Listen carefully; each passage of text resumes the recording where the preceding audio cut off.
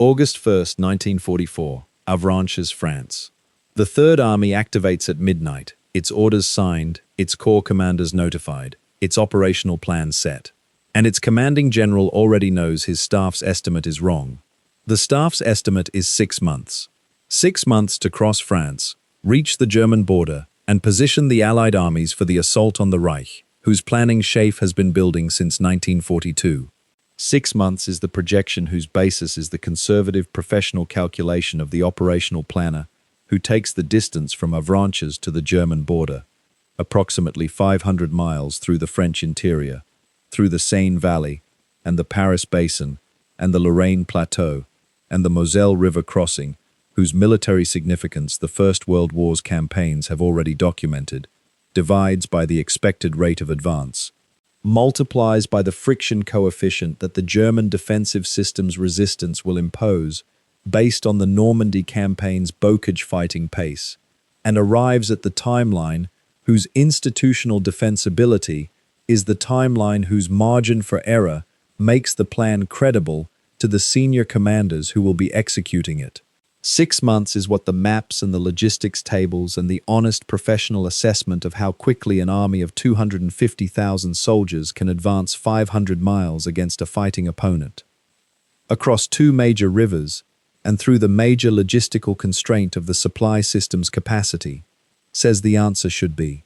6 months is the defensible estimate, the estimate that builds in the margin for error, the estimate that accounts for the reverses and the delays, and the unexpected obstacles that military operations always produce. 6 months is the professional answer to the professional question. Patton knows it is wrong because Patton has been reading the German army on his front for the past week, with the professional attention of a man who has been studying the German army since Tunisia, reading the intelligence reports and the aerial reconnaissance photographs, and the prisoner interrogations, and the forward unit reports whose combined picture is telling him something that the conservative estimate does not account for. The army in front of him is not the army that the 6-month estimate assumes. It is not organized in the specific and operational sense of a military formation that has a coherent chain of command whose direction it is executing. It is not coherent in the specific and military sense of a force that knows where its flanks are and what its neighbors are doing and what the order of battle looks like on either side of its position. It is not, in any professional military sense, the German army. It is the remnant of the German army, the specific and catastrophic remnant whose coherence was being destroyed by the Falaise Pocket's converging Allied armies, and whose destruction would leave the road to Paris, to the Rhine, to Germany itself, open in a way that no Allied planner's conservative estimate had projected as the available condition for August 1944. The Third Army crosses France in 6 weeks, not 6 months. 6 weeks from August 1st to mid-September 1944, the Third Army covers more ground faster than any army in the history of the American military's operational record. Covers it against an opponent who is theoretically capable of organized resistance, and who is in practice providing only the desperate rearguard whose thin and broken formations cannot stop what Patton is moving. The staff will document what they observed in August and September 1944. The daily advance rates that exceeded every planning assumption, the map lines that moved east at 30 and 40 and sometimes 50 miles per day, the intelligence assessments that kept projecting German recovery and defensive reconstitution, and kept being wrong as the Third Army's lead elements arrived at the projected reconstitution point before the German command had finished organizing the defense. The staff will say they were watching history. They are right. The staff's estimates are wrong. Patton is right. And what Patton is right about in August 1944 is not merely the pace of the advance, not merely the operational conclusion that the German army on his front is running rather than defending, and that running requires pursuit rather than the deliberate advance whose pace the 6-month estimate assumes. What Patton is right about is the fundamental nature of the military opportunity whose exploitation requires the specific and operational boldness that only the commander who has no patience for the conservative estimate will provide at the moment when the conservative estimate is the institutional framework within which the cautious professional operates. He is right that the window is open. He is right that the window will not stay open. He is right that the army inside the window needs to move at the window's pace. General George S. Patton, Jr., in August 1944, is, by every professional measure available, the right commander, in the right place, at the right time. He is 58 years old, and the specific and documented operational achievement that August and September 1944 will produce is the achievement that his entire career has been building toward: the pursuit, the exploitation, the mobile operation that uses the opponent's disorganization against itself. He commands the Third Army, activated on August 1 with the V Corps, the 12th Corps under General Manton Eddy, the 15th Corps under General Wade Heislip, and the 20th Corps under General Walton Walker. Approximately 250,000 soldiers, whose composition includes the armored divisions and the motorized infantry, whose specific combination of speed and firepower the exploitation requires. He has been waiting for this command since North Africa, has been managing the institutional consequences of the slapping incidents whose August 1943 occurrence and November 1943 public exposure have consumed the previous year's institutional management, and the Knutsford remarks whose April 1944 political crisis nearly ended his career, and the Fusag deception whose management has been the specific and institutionally humiliating role of the famous general without an army, with the specific and characteristic impatience of a man who has been the most effective battlefield commander in the American order of battle, and who has been assigned to roles that have not been the battlefield. On August 1, 1944, Patton is at war, not performing a deception, not managing the phantom Fusag whose fictional command has been his institutional role since January, not attending social functions whose press coverage is part of the deception architecture, not managing his institutional profile for the benefit of Eisenhower's coalition politics or absorbing the consequences of the Knutsford remarks. He is at war, commanding an army that is about to demonstrate what the American army at its operational peak looks like when the German army's coherence has been broken. The exploitation has no ceiling, and the man in command is the man who has been waiting for this moment since Tunisia. The staff that surrounds him at Third Army Headquarters, the G2 Intelligence Section, under Colonel Oskar Koch, whose specific and documented professional assessment of the German army's condition in August 1944 is the most accurate piece of professional military intelligence produced in the Third Army's operational history. The G3 Operations Section, under Colonel Halley Maddox, whose planning for the daily operations translates Patton's operational intent into the orders that the Corps commanders execute, and the G4 Logistics Section, whose supply calculations are already projecting the fuel and ammunition requirements that the advance's pace will demand, is the staff that produces the estimates. They are professional in the specific and demanding way of the American Army's best institutional product. They are careful in the specific and analytical way of officers whose professional training has taught them to account for the friction and the uncertainty and the resistance that military operations always produce.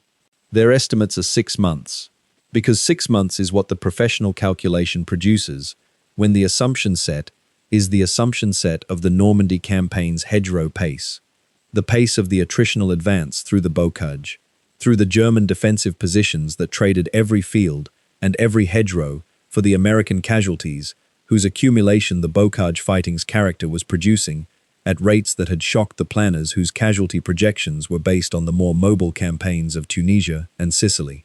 The 6-month estimate is the honest professional production of the institutional planning system whose baseline assumption is the recent operational experience, and whose recent operational experience is the bocage, is the 1st Infantry Division fighting for a single hedgerow for an entire afternoon, the 30th Infantry Division holding a narrow salient against the German counterattacks that the terrain makes so devastating.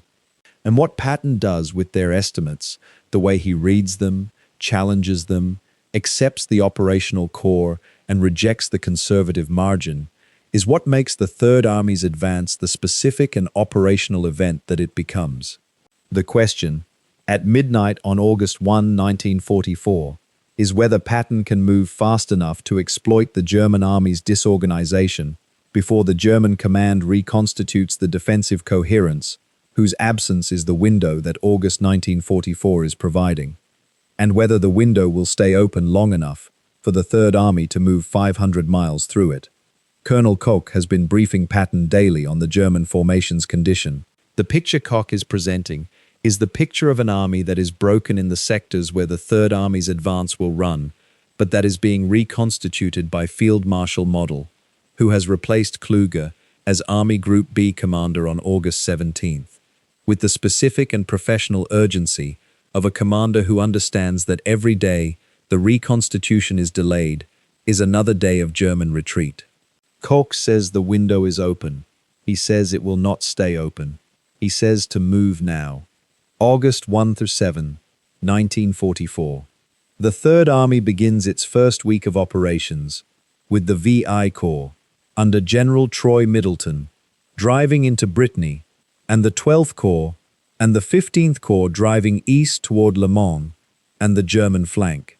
The operational tempo from the first day is the operational tempo of a force that is not fighting its way through the German defensive positions in the way that the Bocage fighting 6 weeks have conditioned the American commanders and their staffs to expect, but is moving through the gaps in a German defensive system that is not yet reconstituted from the Falaise Pocket's destruction. The V Corps sends the 4th Armored Division toward Brest at 30 miles per day. The 16th Corps sends the 5th Armored Division and the 90th Infantry Division east toward Le Mans at rates that the G3 section's morning brief has not projected as the day's achievable objective.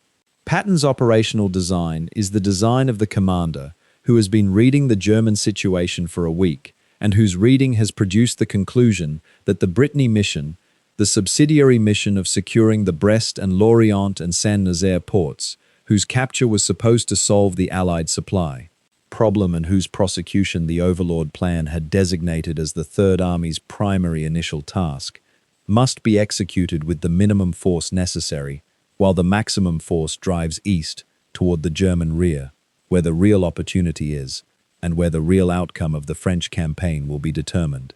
He assigns the V Corps under General Troy Middleton to handle Brittany with 3 infantry divisions, and Patton's original choice of the 4th Armored Division as the armored spearhead, an assignment that the 4th Armored's commander, Major General John Wood, protests on the grounds that the exploitation east is the mission and Brittany is the sideshow. Wood is right. Patton knows he is right. But the operational plan requires a force in Brittany, and Middleton gets it.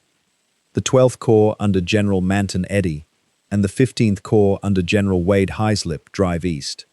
The decision to push east with maximum force rather than into Brittany with maximum force is the decision that General Omar Bradley later identifies as the critical operational choice of the summer campaign, the choice that converts the Avranches breakout from the liberation of a peninsula into the exploitation of an entire continent. Eddy's 12th Corps and Heislip's 15th Corps move east at the pace that the German road network and the German army's disorganization permit, which is faster than any planning estimate has projected as achievable. By August 7, the 15th Corps has reached Le Mans, 75 miles east of Avranches in 6 days, an average of more than 12 miles per day against the opposition and terrain that the planning estimate had not projected as the condition of the advance's first week. By August 7th, Patton's staff is revising the first week's estimates upward for the first time. Colonel Koch's G2 section updating the intelligence picture to reflect the German formation's continuing disorganization, and Colonel Maddox's G3 section updating the operational plan to reflect the advance's pace. They will not stop revising the estimates upward for 6 weeks, August 7th through 17th, 1944.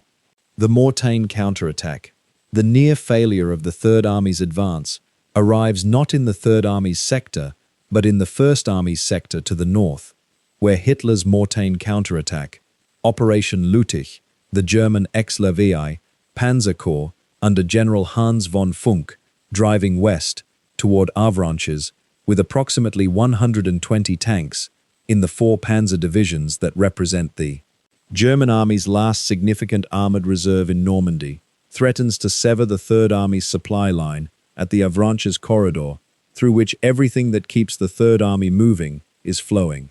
The fuel, the ammunition, the food, the medical supplies, the replacement personnel, all of it moving through the same narrow corridor that the ex-Lilvii Panzer Corps is aiming at. Patton receives the news of the counterattack with the specific and professional equanimity of a commander who has been waiting for the German response, and who has been thinking about what the German response will mean for his operational design. The equanimity of a man who has been looking at the map and who can see what the counterattack's westward movement toward Avranches produces as the operational consequence. The Mortain counterattack moves west, toward Avranches, while Patton's Third Army moves east. The German ex-Lilvii Panzer Corps, with its 120 tanks, is driving west on the axis that takes it directly away from the area where the Third Army is advancing, directly away from the area where the Fifth Corps is at Le Mans, directly away from the operational space that a German force positioned at Argentan could use to block the Fifth Corps' northward swing. The German commitment of the Panzer Reserve to the counterattack westward means that the German reserve is moving in the direction that creates the operational conditions for the encirclement that Bradley and Eisenhower are beginning to see as the available operational outcome. Conditions that Patton has been seeing since the counterattack began. Patton sees it immediately, sees the operational consequence of the German commitment in the specific and professional way of the commander who has been thinking about encirclement since the interwar study of Cannae, and who now sees its conditions assembling in real time on the Normandy map. He is on the telephone to Bradley within hours of the counterattack's beginning, arguing that the Third Army's eastward advance should continue, should be accelerated, and that the 15th Corps should swing north from Le Mans toward Argentan to close the southern jaw of the encirclement that the Mortain counterattack's westward commitment has made possible. Bradley approves the northward swing within hours of the conversation, approves it with the specific and consequential command decision of a commander who can see the operational opportunity that the Mortain counterattack has created, and who understands that Patton's proposed northward swing of the 15th Corps is the correct operational response. Heislip's 15th Corps begins turning north from Le Mans toward Argentan in the operational movement that will produce the Falaise Pocket. The 15th Corps' 5th Armored Division and 90th Infantry Division driving north while the ex-Lilvii Panzer Corps drives west. The two movements creating the encirclement whose closure will destroy the German army in Normandy. The counterattack that was supposed to cut the Third Army's supply line has instead provided the operational condition for the encirclement of the German 7th Army and the 5th Panzer Army. Patton is moving at a pace whose daily rate the staff is documenting with the professional precision of officers who understand they are watching something that has no precedent in American military history, who are recording the operational summaries and the map overlays and the intelligence updates with the specific and institutional attention of professionals who know the record they are producing will be studied. The 18th Corps has swung from eastward movement to northward movement in 24 hours. The 5th Armored Division and the 90th Infantry Division are driving north in the operational movement that the Mortain counterattack has made possible by moving the German armor away from Argentan. And the pocket is closing. August 13 through 21, 1944. The Falaise Pocket closes. The 15th Corps reaches Argentan on August 13th, reaches the position south of the Falaise-Argentan Gap that the Canadian First Army is closing from the north. The position that if the 15th Corps crosses, it will complete the encirclement of the German 7th Army and 5th Panzer Army. The boundary dispute with Montgomery's 21st Army Group, the documented disagreement over whether Heislip's Corps should cross the Inter-Army Group administrative boundary and close the pocket from the south, while the Canadians close it from the north, produces the specific and controversial halt at Argentan, whose consequences Patton protests in the most direct and professional language available to a Corps commander who has been stopped at the moment of operational completion. Patton's fury at the halt is documented in his diary and in his staff's accounts of the August 13 through 19 period. The specific and documented rage of the commander who sees the operational prize and is being stopped at the administrative boundary, whose enforcement is, in Patton's professional assessment, a military mistake of the first order that will allow the German army's remnant to escape through the gap that the halt has kept open. He is right. Approximately 100,000 German soldiers escape through the Falaise Gap before the Canadians and the Americans close it on August 21st. But even with the escape, the pocket's closure is a decisive military event. Approximately 50,000 German soldiers are captured, 10,000 are killed, and the German 7th Army and 5th Panzer Army cease to exist as coherent military formations west of the Seine. The equipment lost in the pocket, hundreds of tanks, thousands of vehicles, the entire artillery complement of multiple corps, cannot be replaced from the German army's production in the time available for the Western Front's defense. The road east is open. Patton is moving again before the pocket is fully closed. August 25th, September 11th, 1944. The Seine crossing and the dash across France. The Third Army reaches the Seine River on August 24th, the river that the 6-month planning estimate had designated as the first major operational objective, whose crossing would require the deliberate set-piece assault, whose preparation would consume the first months of the campaign, and crosses it at multiple points over the next 4 days, in the specific and operational way of a force that is moving too fast for the German defensive system to establish the organized defense at the crossing points that the river crossing would normally require. The specific and documented pace of the advance in this period is the pace that Patton's staff is recording in the daily operational summaries, whose numbers will become the historical record of what is possible when the armored exploitation has no opposition capable of slowing it. 40 miles on August 26, 35 miles on August 27th. The 4th Armored's lead columns covering ground that the intelligence officer's morning brief has projected as the day's objective, by 1,000 hours, and reaching the next day's objective by nightfall. The advance continues at rates that outpace the supply system. The daily fuel consumption exceeds the delivery rate by mid-August, and the Corps commanders are beginning to manage their fuel allocations with the specific and careful attention of commanders who understand that the advance's pace and the fuel supply's availability are in a race whose outcome will determine how far they go before they stop, and that outpace the communications and the intelligence updates whose revision the advance makes continuous.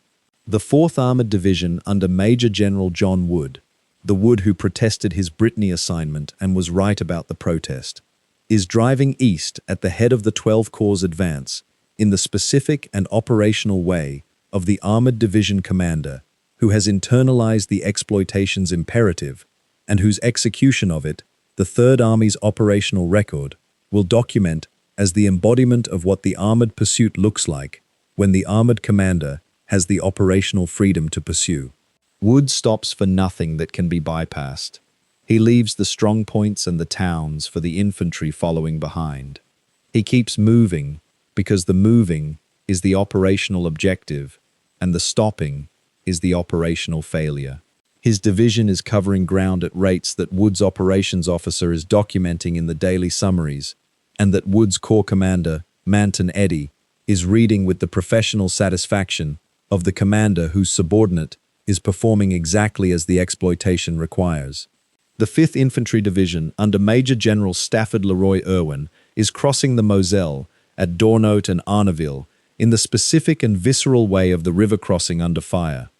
Soldiers in assault boats crossing a fast-moving river, while the German artillery registered on the crossing points fires into the boats and the water and the men who are in both, establishing the bridgehead that the 12th Corps' subsequent advance will require.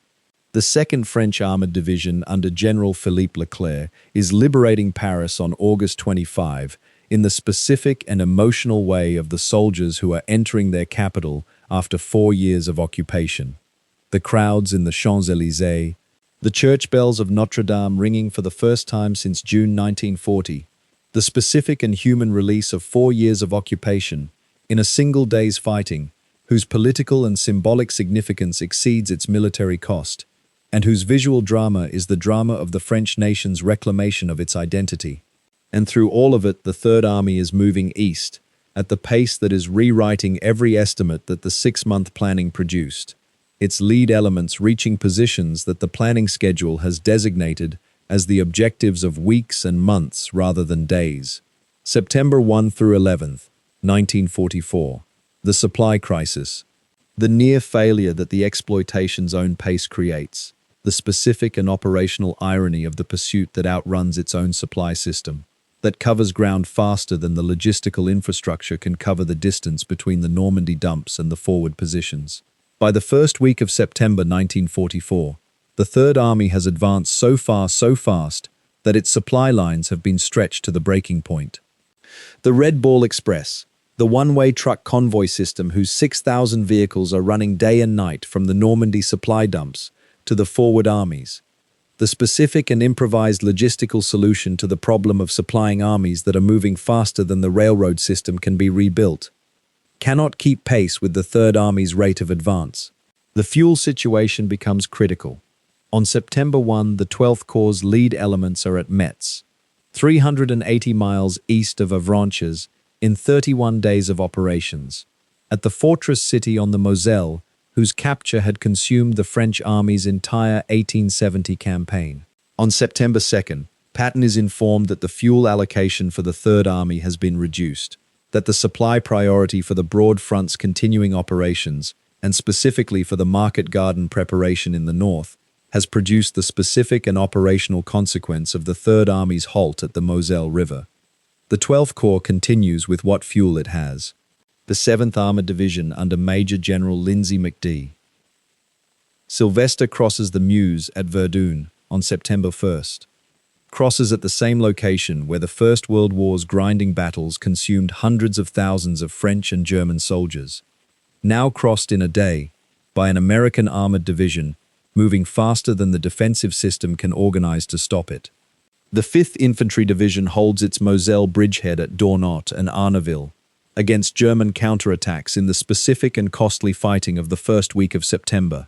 The fighting in the bridgehead's narrow perimeter, where the German artillery registered on the crossing points, and the German infantry counterattacking in the darkness, are producing the specific and visceral conditions of the small unit defensive battle. Soldiers in foxholes in the rain, holding the bridgehead against attacks that come from multiple directions, sustaining casualties that the divisional after-action reports describe as among the heaviest of the entire European campaign for the units involved. Patton is on the telephone to Bradley and to Eisenhower daily, arguing with the specific and professional precision of a commander who has been reading the German defensive reconstitution's pace in the 12th Corps' intelligence reports, and who has been calculating what the supply's continuation would produce versus what the supply's cessation will cost. The fuel he needs is available in the system. If it is allocated to his front, the Third Army can be at the Rhine in weeks rather than months, if it is resupplied at the current rate. And the opportunity whose exploitation the supply cut is ending is the opportunity that will not return in the same form once the German defensive system reconstitutes on the Siegfried Line's concrete and steel. Eisenhower hears Patton. He understands the argument's merit. He approves the Market Garden supply diversion that sends the fuel to Montgomery's Axis instead, calculating that the Rhine crossing at Arnhem is the strategic prize that justifies the Third Army's halt at the Moselle. The Third Army stops at the Moselle on September 11, 1944. The 6-week race is over. The legacy of what Patton's own staff said about crossing France ahead of every estimate is the legacy of the operational record that the 6 weeks from August 1 to September 11, 1944 produced. The daily operational summaries that Colonel Maddox's G3 section compiled. The G2 intelligence assessments that Colonel Koch's section updated twice daily as the advance's pace made the morning's assessment obsolete by afternoon. The logistical returns that documented the fuel consumption's race against the supply delivery, and the map overlays that preserved the record of where the Third Army's lead elements were each day, and how far they had come from the day before. These are the documents of the most rapid, sustained advance in the American Army's European history. The numbers are specific, and they are extraordinary. 500 miles in 26 days of active movement, a daily rate of advance that averaged 19 miles, and on the best days exceeded 40. In the specific and documented single-day records that the 12th Corps and 15th Corps were producing in the last days of August, against an opponent who was theoretically capable of organized resistance, and who was in practice providing only the rearguard, whose thin quality the Third Army's lead elements documented in their after-action reports with the specific and professional assessment of soldiers who had been told to expect organized German defensive lines and who were instead finding roadblocks and delaying positions, and scattered defenders whose quality reflected the catastrophic organizational collapse of the German Army Group B's formations in the weeks since Falaise. The Third Army captured or destroyed 12 German divisions in the 6-week advance, took approximately 65,000 prisoners in August alone in the specific and operational harvest of the pursuit whose pace the German defensive system could not match, and reached the Moselle River, the last natural obstacle before the Siegfried Line, whose crossing would require the deliberate set-piece assault that the supply crisis is preventing, in 6 weeks rather than the 6 months that the planning estimate had projected. The staff's estimate was wrong by a factor of 4. The conservative calculation had produced a timeline that the actual advance's pace reduced by 75%. Patton knew it would be wrong because Patton had been reading the German army more accurately than the planning estimate's conservative calculation allowed, had been reading the intelligence reports and the prisoner interrogation, summaries and the aerial reconnaissance photographs with the professional attention of a commander who looks not at the formation's nominal strength, but at their actual condition, and whose reading of that condition, in late July and early August 1944, had produced the assessment that the German army on his front was an army in the specific and operational process of disintegration.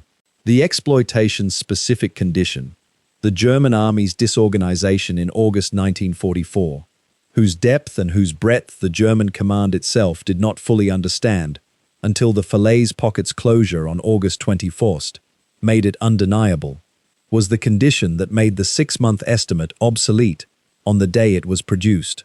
What the Third Army's 6-week advance across France demonstrates, in the specific and documented operational record that Patton's staff assembled and that the post-war analyses have been studying ever since, is the fundamental military truth that the decisive operational opportunity is time-bounded in a way that no planning estimate can project with precision from the planning phase's distance. The 6-month estimate was the estimate of the campaign's expected character, the character of the attritional advance whose pace the German defensive system's expected resistance would impose. The 6-week reality was the character of the exploitation's unexpected opportunity, the opportunity whose existence the Avranches' breakthrough created, and whose exploitation required the commander who could read the moment's character accurately and move at the moment's pace rather than the plan's pace. Patton read it, he moved at it. He drove his army at the rate the situation permitted rather than the rate the planning estimate assumed, accepted the supply risk that the pace created, and produced the operational record that the staff documented daily in the summaries and the overlays and the after-action reports. And the 500 miles of French countryside that the Third Army covered in 6 weeks, from the Norman hedgerows to the Moselle River's banks where the supply crisis stopped what the German army had been unable to stop, is the document of what the American army, at its operational best, looks like, when the general reading the map is the general who can see what the map's lines mean and who moves before the meaning changes.